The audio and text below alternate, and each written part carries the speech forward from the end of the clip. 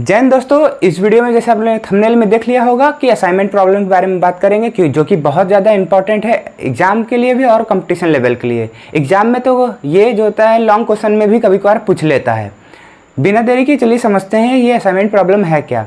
एक क्वेश्चन के थ्रू हम लोग समझेंगे कि असाइनमेंट प्रॉब्लम क्या होता है। उससे पहले एक ब्रीफ इंट्रोडक्शन दे दिया है असाइनमेंट प्रॉब्लम के बारे में। असाइनमेंट प्रॉब्लम कुछ नहीं है, बस यही है कि इंसान जो काम कर सकता है उस काम पे उसको लगाओ। जैसे कि अब एक इंसान है, वो कुछ काम करता है तो उसको दूसरा कुछ काम दे दोगे तो टाइम ज़्यादा लगाएगा।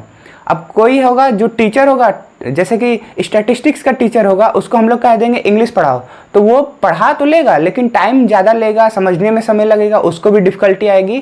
तो इसी को हम लोग सही करने के लिए कौन सा टीचर क्या पढ़ाएगा या कौन सा काम कौन सा इंसान करेगा, हम लोग असाइनमेंट प्रॉब्लम को करते हैं। क्वेश्चन के थ्रू हम लोग जानेंगे असाइनमेंट प्रॉब्लम क्या है। A department had 4 tasks and 4 subordinates to perform the task. The subordinate different in the efficiency.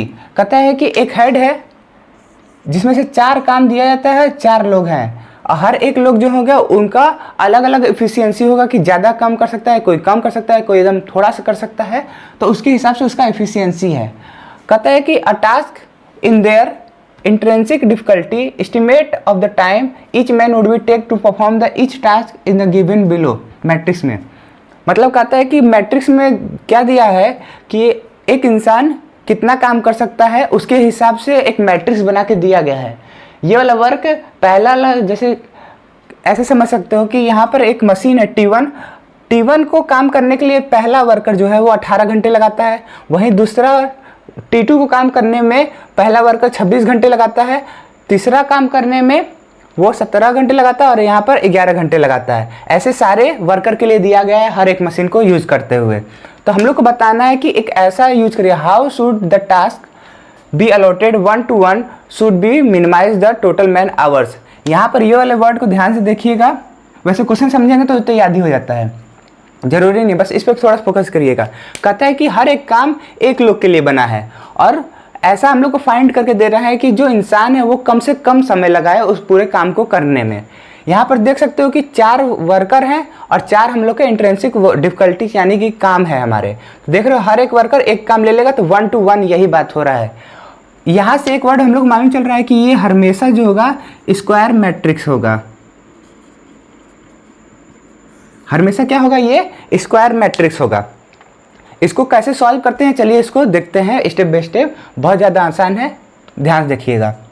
तो सबसे पहले क्या करना है कि देखना है कि टोटल वर्कर और टोटल टास्क जो है वो इक्वल होना चाहिए। तो बोलेंगे नंबर ऑफ टोटल टास्क कितने हैं 1 2 3 4 और यहाँ पर equal to total number of worker, यहाँ पर 1 2 3 4। तो 4 टास्क है 4 वर्कर है तो दोनों बराबर हो गया। अगर बराबर नहीं होगा तो वो क्वेश्चन आता नहीं है, बराबर ही वाला आता है, क्योंकि जब काम बराबर होगा तभी तो हम लोग हर एक काम को अलग अलग इंसान को देंगे। तो यहाँ से ये मालूम चल जाता है कि ये असाइनमेंट प्रॉब्लम जो है वो हमारा बैलेंस है। अगर अनबैलेंस आता है तो 0 लगा कर करते हैं, वो थोड़ा सा डिफिकल्ट हो जाता है क्योंकि हम लोग में आता नहीं है वो। और जानना होगा तो वो आपको बस नॉर्मल जैसे पीछे वाले वीडियो में अनबैलेंस से बैलेंस बनाया जाता था वैसे ही यहाँ पर बन जाएगा। क्वेश्चन को कैसे पहचानेंगे, सबसे मेन क्वेश्चन यही होता है कि ये असाइनमेंट प्रॉब्लम है कि नहीं है। सबसे पहले बता दिया कि यहाँ पर स्क्वायर मैट्रिक्स होगा, जितना इस साइड होगा उतना ही इस साइड होगा, यानी कि वर्कर और जो काम करने वाले समान होंगे वो दोनों बराबर होंगे। साथ में यहाँ पर सप्लाई और यहाँ पर डिमांड ध्यान देखिए तो नहीं दिया है, यहाँ से भी आप मालूम कर सकते हैं। 3 तरीका है यहाँ से मालूम कर सकते हैं। वर्कर जो है वो टास्क के बराबर होना चाहिए, number of worker number of task के बराबर होना चाहिए, सप्लाई और डिमांड ये दोनों नहीं दिया होगा। ये 3 तरीका है असाइनमेंट प्रॉब्लम को पता करने के लिए। तो सबसे पहला स्टेप क्या होगा, हम लोग रो ऑपरेशन को लगाते हैं। रो ऑपरेशन क्या है, ये फार्मूला जो दिख रहा है बहुत ज़्यादा हार्ड है ना, लेकिन जब लगाएंगे तो कहोगे इतना आसान फार्मूला है, हार्ड दिख रहा है लेकिन है नहीं। सबसे पहले बस यही याद रखना है कि पहले रो कॉलम, फिर रो फिर कॉलम, फिर रो फिर कॉलम। तो रो लगाएंगे तो क्या करना है, इसमें खोजिए सबसे छोटा नंबर, पहला रो है ये है, सबसे छोटा नंबर क्या है इसमें 18 26 17 11, तो सबसे छोटा है 11। तो क्या करना है, हर एक वैल्यू को 11 से माइनस कर देना है। फिर से रो में जाना है, रो की सबसे छोटी वैल्यू पकड़ना है और सबको माइनस कर देना है। तो ध्यान से देखिए 18 में से 11 गया 7, 26 में से 11 गया 15, 17 में से 11 गया 6 और 11 में से माइनस करेंगे तो 11 का 0। ठीक है, ऐसे ही इसमें सबसे छोटा वैल्यू 13 है, सब में माइनस करेंगे तो ये आएगा। इसके बाद 15 सबसे छोटी वैल्यू है, इसको माइनस करेंगे तो ये आएगा। यहाँ पर 10 है तो यहाँ पर हम लोग माइनस कर दिए तो ये आ गया। अब फार्मूला देखते हैं क्या है। मैं क्या बोल रहा था, आर मतलब रो है, ठीक है, जिसमें से रो आई जे यहाँ पर आई जो है वो रो की पहली वैल्यू बताएगा, रो 1 रो 2 रो 3 रो 4। तो इसको हम लोग जनरल फॉर्म में हम लोग आर आई लिख सकते हैं। आई की वैल्यू 1 से लेकर 4 तक यहाँ पर है। ये रो जो होगा कुछ इस तरीके का होगा। आई जे क्या होता है, आई जे होता है मैट्रिक्स का पोजीशन बताने के लिए, मतलब आयत रो जेथ कॉलम। माइनस करना है आयत रो और जेथ कॉलम के सबसे छोटे वैल्यू के, यानी कि ये आयत वैल्यू आयत और जेथ वैल्यू है, आयत जेथ वैल्यू आयत जेथ वैल्यू आयत जेथ वैल्यू, लेकिन सबसे छोटी वैल्यू क्या है 11 है। माइनस कर देना है सारे वैल्यू में से, सब में से एक एक माइनस कर देना। बस 18 के लिए देखते हैं 18 7 कैसे बना तो सब समझ में आ जाएगा। कहता है आर आई यानी कि पहला रो हम 1 लिख देते हैं। यहाँ पर ले लेते हैं R1 1 यानी कि आई की वैल्यू 1 है और जे की वैल्यू भी 1 है, तो R11 हो गया। कितनी वैल्यू है 18 है, माइनस लिख दो 18 माइनस आर आई जे यानी कि उस पहले रो वाले में सबसे छोटी वैल्यू क्या है, इसमें देखो 11 तो 11 माइनस कर दो। ये जो वैल्यू आएगी वो क्या आएगी, रो का वैल्यू आएगा। तो इसी चीज़ को हम लोग जनरल फॉर्म में लिख दिए। तो ये हो गया। अब कहे थे कि रो के बाद हमेशा लगेगा कॉलम, तो कॉलम ऑपरेशन लगाएंगे। तो कॉलम ऑपरेशन में क्या है, जो काम रो के लिए किए थे, हर एक के रो के लिए किए थे, वही काम कॉलम के लिए करोगे। तो C1 C2 C3 C4। तो यहाँ पर हम लोग 1 2 3 की जगह हम लोग जनरल फॉर्म दे देते हैं जे। तो यहाँ पर बोलेंगे 1 आई जे माइनस यहाँ पर C होगा कॉलम C आई जे मिनिमम, यानी कि पहला वाला कॉलम पकड़ो और उसमें सबसे छोटी वैल्यू खोजो। सबसे छोटी वैल्यू क्या है 0 है, तो उसको क्या करोगे अब माइनस कर दोगे। तो माइनस करो कितना आएगा, यहाँ से अब यहाँ पर गए हैं तब हम लोग इसी में ना तो कॉलम ऑपरेशन लगाएंगे। तो कॉलम ऑपरेशन लगा, इसमें हम लोग रो ऑपरेशन लगाए हैं, तो रो ऑपरेशन लिख दिए आंसर। अब इसमें हम लोग कॉलम ऑपरेशन लगाएंगे। तो इसमें देखो कॉलम में सबसे छोटी वैल्यू क्या है 0 है, सब में से माइनस करो 7 माइनस 0 7 0 माइनस 0 0 23 माइनस 0 23 0 माइनस 9 9। इसमें देखो सबसे छोटी वैल्यू क्या है 4 है, माइनस करोगे तो यहाँ पर 11 और यहाँ 0 आएगा, यहाँ पर 12 आ जाएगा। ऐसे करके सारी वैल्यू को लिख देना है, मिनिमम वैल्यू को हर एक वैल्यू से माइनस करना है। ये हमारा कॉलम ऑपरेशन हो गया। इसके बाद तुमको कहते हैं रो कॉलम लगाना है, वो लॉन्ग क्वेश्चन आंसर लॉन्ग के लिए होगा जो हम लोग को पूछा जाएगा। अभी तो बेसिक मतलब सबसे आसान नहीं, मॉडरेट तुम लोग कहो कि सीख गए। इतना स्टेप सीखने में बहुत समय लग जाता है, तुम लोग बहुत जल्दी सीख गए अगर सीख लियो तो, या रिपीट करके देख लेना, इंपॉर्टेंट है। यहाँ पर अब क्या करना होगा, नाउ ड्राइंग द लाइन्स। तब हम लोग को क्या करना होगा, पहला स्टेप था कि हम लोग रो ऑपरेशन लगाएंगे, दूसरा था कॉलम ऑपरेशन लगाएंगे, फिर हम लोग लाइन को ड्रॉ करेंगे। लाइन कुछ इस तरीके से ड्रॉ करना है कि 0 जो है वो लाइन के बीच में आए, यानी कि यहाँ पर 0 यहाँ पर 0 यहाँ पर 0, और कोशिश करते हैं कि एक लाइन में मैक्सिमम टू मैक्सिमम 0 आ सके। यहाँ देख सकते हो, तो हम एक लाइन बनाएंगे ऐसे, देखो यहाँ पर 0 0 आ गया, और एक लाइन ऐसे बनाएंगे मैक्सिमम के लिए, यहाँ पर 2 0 हो गए, यहाँ पर 3 0, अभी एक 0 बढ़ गया है। चाहो तो ऐसे कर लो या ऐसे कर लो, तो हम ऐसे कर लेते हैं, ठीक है। तो यहाँ पर देखो एक लाइन में 3 आ गया, एक लाइन में 2, एक लाइन में 1 आ गया। यहाँ पर 2 भी कर सकते हो, 3 वो कॉमन है, उससे कोई दिक्कत नहीं है।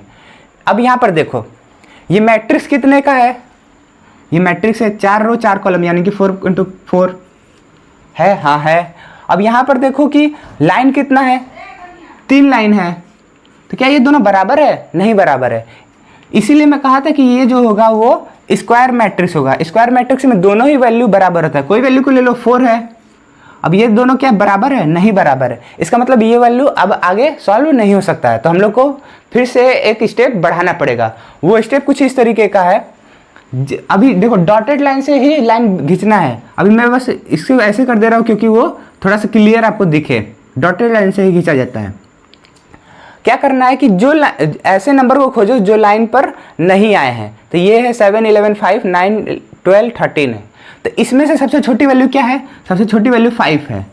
तो क्या करना है, 5 को जहाँ जहाँ पर भी यहाँ पर लाइन से क्रॉस हो रहा है, जैसे कि यहाँ पर क्रॉस हो रहा है, यहाँ पर क्रॉस हो रहा है, वहाँ पर क्या करना है, उस छोटे वैल्यू को क्या कर देना है, प्लस कर देना है। तो प्लस करेंगे तो कितना आएगा, यहाँ पर 13 था 18 हो जाएगा, यहाँ पर है, और यहाँ पर 0 था, प्लस कर देंगे तो 5 आ जाएगा, तो 5 लिख देंगे। अब यहाँ पर देखो, ये बात तो हो गया, सबसे छोटी वैल्यू खोजो, जहाँ क्रॉस बन रहा है वहाँ पर प्लस कर दो, और जहाँ पर क्रॉस नहीं हो रहा है यानी कि लाइन पर आ ही नहीं रहा है, वहाँ से माइनस कर दो। तो 5 - 5 0, 11 - 5 6, 7 - 5 2। तो यहाँ पर देखोगे 0 6 2, यहाँ पर भी देखो 13 - 5, 12 - 5, 9 - 5, तो ये आ जाएगा। ठीक है, जो अभी हम लोग सीखे हैं उसी को इंग्लिश में लिख दिए। क्या कहें, number of line order of matrix के बराबर नहीं है। तो यही तो है, नंबर लाइन 3 ठो था, ऑर्डर है 4 का, तो बराबर नहीं है। तो हम यहाँ पर कहेंगे कि matrix 3 do not provide the IBFS। जो मैट्रिक्स 3 था वो IBFS प्रोवाइड किया ही नहीं, इसीलिए तो हम लोग ये वाला काम किए। क्या काम किए कि जहाँ पर क्रॉस था वहाँ पर हम लोग इसमें से छोटी वैल्यू को खोजे, प्लस कर दिए हैं, और हर जगह जहाँ पर लाइन नहीं आया वहाँ पर माइनस कर दिए। तो ये वाला काम आ जाएगा। इतना समझ में आ गया होगा। उसके बाद हम लोग क्या करेंगे, ये वाले हम लोग इस मैट्रिक्स को थोड़ा सा देखो तो रिकंस्ट्रक्ट किए हैं, यानी कि उसको थोड़ा सुधार करके लिखे हैं। फिर से हम लोग क्या करेंगे, अगेन हम लोग ड्राइंग करेंगे। क्यों हम लोग इसको किए हैं, क्योंकि लाइन हम लोग को अच्छे से मिल पाए, यानी कि मैट्रिक्स के ऑर्डर के बराबर हो सके। नहीं होगा तो फिर से करोगे, नहीं होगा तो फिर से करोगे, और 2 से 3 बार में ही मैक्सिमम हो जाता है। तो यहाँ पर क्या आएगा, 0 लाइन खींचना है, तो ध्यान से देखो, एक लाइन ऐसे हो जाए, खींच लेते हैं, एक लाइन ऐसे, एक लाइन ऐसे, और एक लाइन ऐसे। तो देखो 1 2 3 4 हो गया। और यहाँ पर देखो, इसको डॉट जो बोला था डॉटेड से करना है, तो डॉटेड से ही करना है। तो यहाँ पर देखो, जहाँ पर कितना ठो लाइन हुआ, 1 2 3 4 लाइन हो गया। और मैट्रिक्स कितने का है, 4 × 4 का, यानी कि एक ही ले लो 4। तो 4 क्या होता है, बराबर होता है। तब यहाँ पर हम कहेंगे कि number of line number of matrix के बराबर है। सो इसका नाम दे दिए मैट्रिक्स 5। मैट्रिक्स 5 जो होगा वो प्रोवाइड करेगा IBFS initial basic feasible solution as follow. कैसे फॉलो देगा, ऐसे देगा, यानी कि जहाँ जहाँ 0 है, यहाँ पर 0 है, 0 0 0, वहाँ पर 0 लिख देंगे, और सारे वैल्यू को हम लोग हटा देंगे। अब देखते हैं, बहुत लास्ट स्टेप में चल रहे हैं। अगर इतना देख लियोगे तो आपको क्वेश्चन लगभग आ चुका है, बस लास्ट मोमेंट पर है। तो जैसे कि अभी हम लोग यहाँ पर 0 लिख दिए हैं, जो क्रॉस करके आया था वहाँ का 0 लिख दिए। अब क्या करना है कि उसी टेबल को उठा के बना लेना, या आप कर सकते हो उसी में आपको काम कर देना है। क्या करना है कि देखना है कि कौन सा काम किसको मिलेगा, यहीं पर फाइनल आंसर आपको मिलेगा। ये तो हमारा क्वेश्चन था, ये हमारा क्वेश्चन था। तो यहाँ पर हम लोग को फाइनल जो कौन सा काम किसको मिलेगा वो यहाँ पर डिसाइड होगा। तो आप ध्यान से देखो कि यहाँ पर जो 0 आया है वो वर्कर 2 के लिए आया है, मशीन 1 के लिए आया है, यानी कि वर्कर 2 को मशीन 1 मिलेगा, वो काम कर लेगा, क्योंकि कोई और ऑप्शन है ही नहीं। तो यहाँ से सीधा मालूम कर सकते हो कि जो वर्कर 2 है वो मशीन 1 को यहाँ पर चला सकता है। ऐसा क्यों, आप सोचोगे तो ये वाला भी तो है, मशीन 3 को कर लेंगे, लेकिन नहीं। इसका एक छोटा सा रूल होता है। क्या रूल है कि हम लोग सबसे पहले कॉलम वाइज खोजते हैं।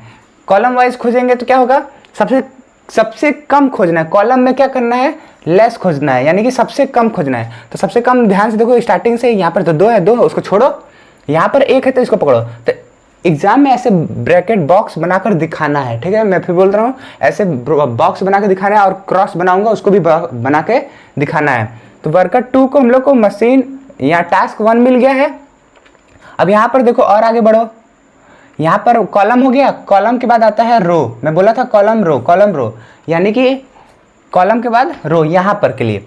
तो यहाँ कॉलम हो चुका है। अब रो में देखो, सॉरी, यहाँ पर कॉलम हो चुका है। अब रो में देखो, रो में ये बचा हुआ है, तो दूसरा टास्क देंगे ही नहीं देंगे तो यहाँ पर क्रॉस लगा दो। अब देखो और आगे बढ़ो, यहाँ पर कॉलम हो चुका, ये कॉलम हो चुका। अब यहाँ पर रो भी हो चुका। फिर से अब कॉलम देखो, इसके आगे ये वाला मिला, इसके लिए दूसरा कोई टास्क है नहीं, तो W3 को T2 हम लोग देंगे। तो यहाँ बॉक्स बना दो। बॉक्स का मतलब होता है यहाँ पर एलोकेट कर दे रहे हैं। इसके बाद देखो आगे बढ़ते जाएंगे, तब यहाँ पर W1 के लिए T3 ही बचा, और कोई बचा नहीं है। तो इसको क्या करेंगे, एलोकेट कर देंगे। अब जैसे बोले थे कि कॉलम और रो में कोई था ही नहीं, यहाँ पर भी कॉलम और रो में देखो ये है, तो इसको हम लोग क्या कर देंगे क्रॉस।